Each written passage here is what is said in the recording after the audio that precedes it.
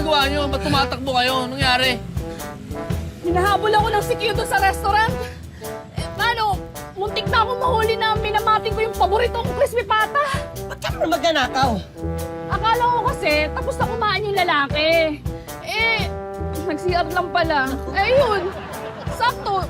Huling-huli ako sa akto na dinadampot yung pata. Masama yung nagnanakaw, lalo na pag mahirap ka. Oo nga.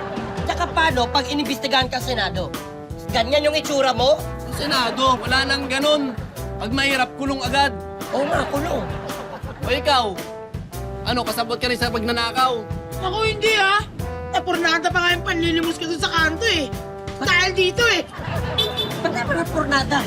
Kasi nagpilay-pilayan ako dun kanina para makapanlimos lang. Tapos, bigla ako napatakbo dahil dito.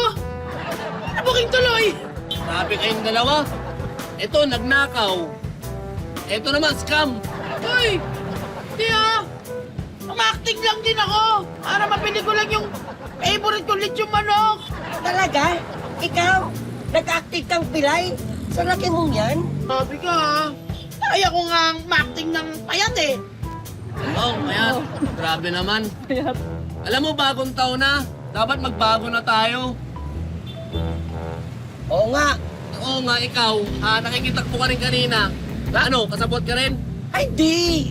Akala ko kasi, may bigayan ng ayuda.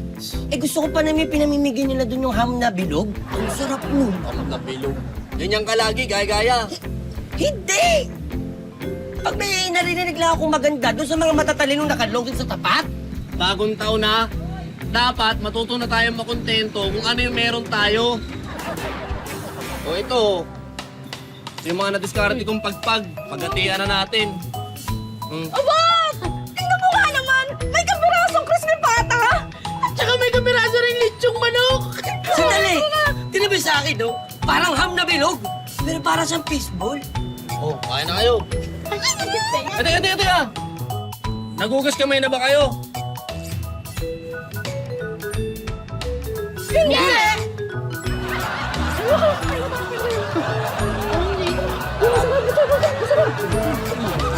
Ayoko, nagdumi ng kamay mo eh.